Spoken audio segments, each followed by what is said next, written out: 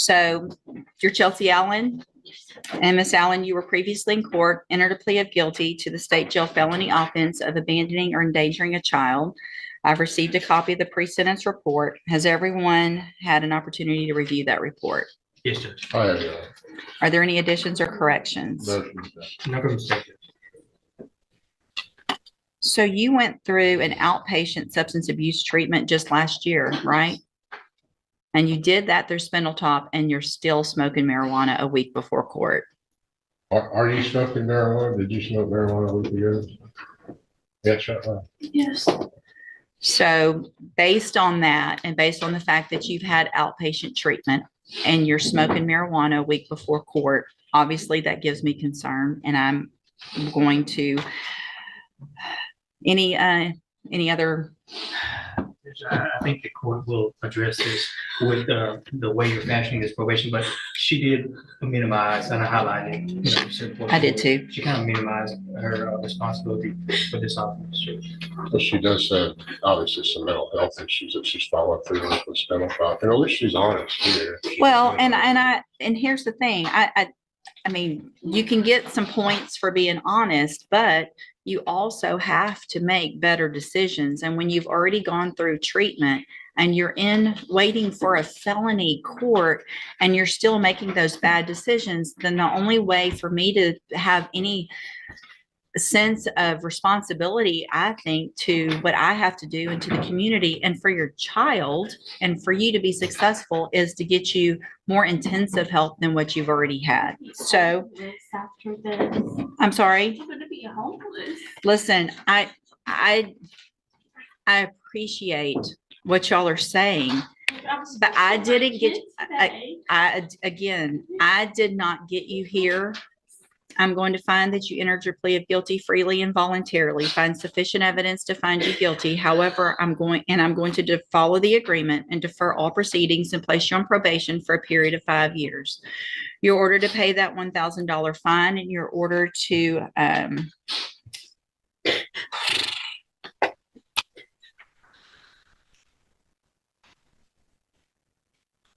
Yes, Your Honor. My thinking was that perhaps the court's concerns could be addressed in action. I'm considering something a little bit different for Miss Allen. I know that probably doesn't help a lot financially, but just based on the situation before with Spindletop, just take a breath. We do have that here. I know. Take a breath.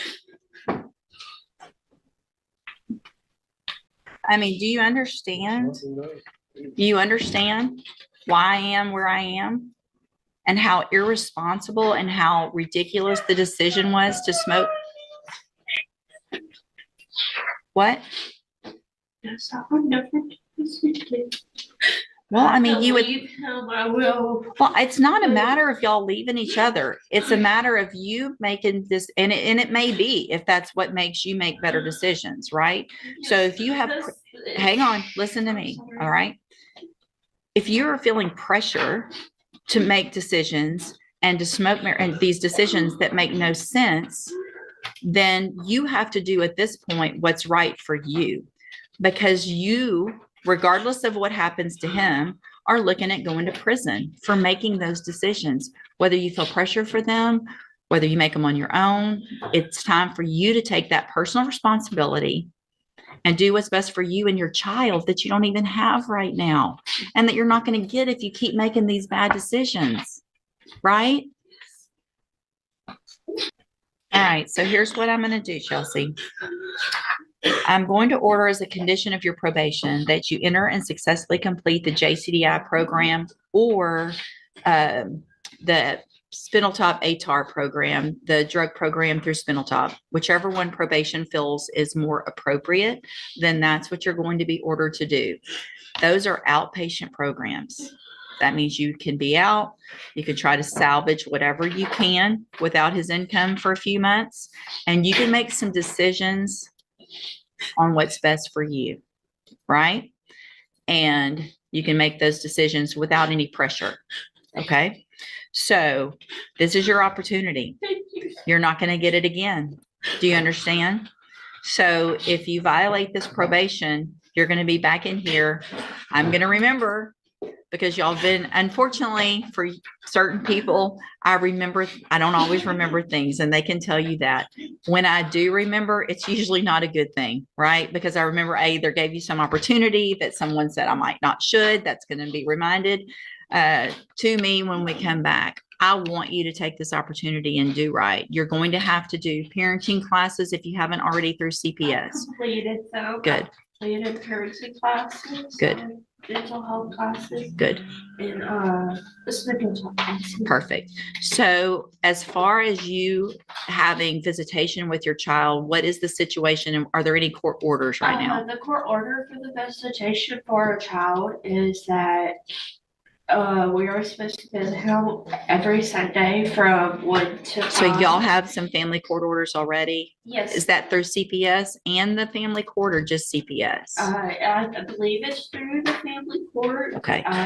They But you- told us when our case got closed that they were waiting for the judge to sign off on the agreement we made for visitations. Okay. And So here's the Okay. thing, I'm fine with visitation, but it's not going to be unsupervised until I make yeah, sure that it's you not get, allowed to be. Okay. I'm sorry. that's okay, that's okay.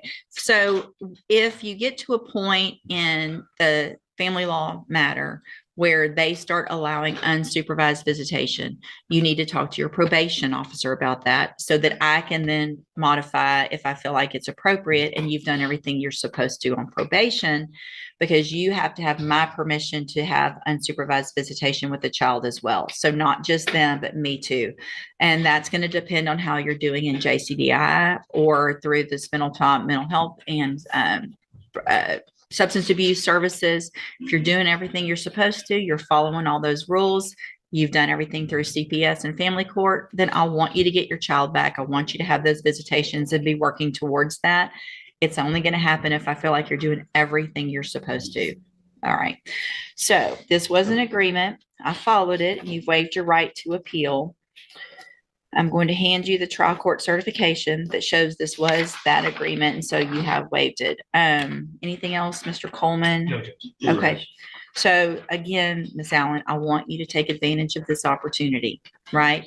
You make decisions. There's going to be, I'm sure he's very upset, but you need to make decisions for yourself right now with the opportunity that you're being given. Okay. Yes. All right. Have a seat. Probation. I'll talk to you when she's ready. Nope. There's no raising your hand. I'm not going. Well, then you'll have to get another one when you get out. And I hate that for you. But that, listen, you stop talking or things could be even worse. That's all. All right, Mr. Coleman. I'll be brief, Judge.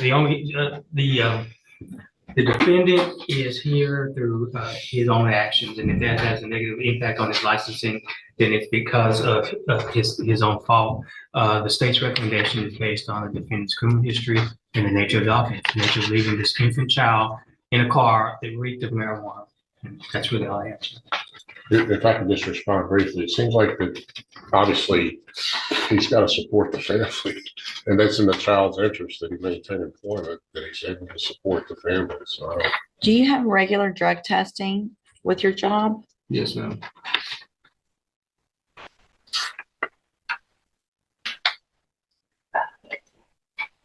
Would you pass a test today? No, no. Why not? I figured we were gonna get probation, so we were gonna stop. We stopped last Friday. So you're on, what would you be dirty? Marijuana.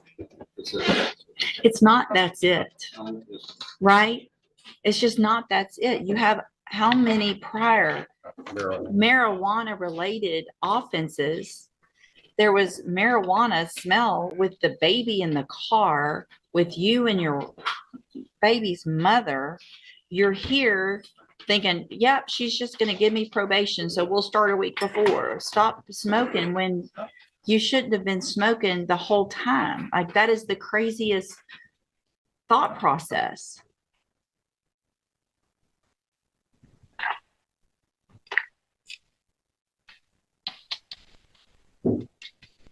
So all this talk about your job and how important it is, what if they drug test you? It must not be that important to you. It is. It's not. Clearly, it's not. Taking care of your family is clearly not a priority if you're still smoking marijuana, knowing that you could lose your job, knowing that you could go to prison. Then there's something wrong with how you're thinking. I'm not sure what I'm going to do. Have a seat in the jury box and I'll think about it. I'm going to hold the other one for a few minutes. Okay. I'll think about them and take care of it in just a minute. I'm gonna step back Because it's the next door. same issue. He said they did quit a week ago. Miss Allen, come have a seat up here in the jury box as well. I'm gonna step back next door. And not next to each other. Okay, so Mr. Casey, again, we've already gone over what you were here for, what you pled guilty to. You've told me, I'm not going to worry about getting a test, that you would test positive for smoking marijuana after all of the things that I've read and seen in your pre-sentence report. I am willing to follow this probation, but there are going to be some conditions that were not anticipated today. And the only, I want you to know, as I'm saying what those are, it's the only way I'm going to follow the agreement and give you probation. So here's what I'm going to do. I'm going to find that you entered your plea of guilty freely and voluntarily. I'm going to find sufficient evidence to find you guilty. I am going to give you the opportunity on a deferred probation because I want you to be able to work and provide. So I'm going to defer all proceedings and place you on probation for a period of 5 years. I'm going to order a fine in the amount of $1,000. I'm also going to order that you enter and successfully complete the ISF program, the cognitive track of ISF. That means you're going into custody today. It's a 90-day program. That is to help you make better thinking decisions. And when you are released, you are going to be required to enter and successfully complete the JCDI program for drug treatment, because obviously you need help with two different things in order to be successful in the future. This is what I'm doing, period. Please. Nope, there's no please. Same thing's happening to her. So What? y'all need to stop. And you need to calm down, because y'all are the ones that made the decisions that you made that make absolutely zero sense. And so the only way that I feel comfortable with you being out on probation and possibly getting your child back is that you go through and get some kind of treatment so that you make better decisions and so that you'll stop smoking marijuana a week before court. Nope, there's no raising your hand. I'm not going. Well, then you'll have to get another one when you get out. And I hate that for you. But that, listen, stop talking or things could be even worse. Listen, I'm not doing this to you. Y'all did this to yourself. You did this to yourself. I didn't do this. So I'm sorry for doing this to you. I'm giving you what I think is your best possible situation to be able to be successful. All right. So again, you're ordered to the ISO. And here's the thing. You've got the deferred probation. This is a program to help you do better. When you get out, you're still on a deferred probation. You don't have a felony conviction on your record. You're going to be able to be successful. And if you are, the case gets dismissed at the end and you don't have the felony conviction. If you violate any condition of probation, then you're going to be back in court and you're going to be found guilty and you'll be going to prison for up to 2 years. Do you understand? I'm handing you the trial court certification that shows this was an agreement that I followed. And so you've waived your right to appeal. You can go back with the bailiff. What makes this case so uncomfortable is how close she is to losing everything and still not fully acting like it. The judge gave her structure, programs, supervised steps to get her child back. A second chance that a lot of people in similar situations don't get. But at the same time, the judge made one thing very clear. She's watching. She remembers. And if this comes back into court again, it won't be about chances anymore. It'll be about consequences. And that's the reality of situations like this. Sometimes the system doesn't fail people. People fail the opportunity they're given.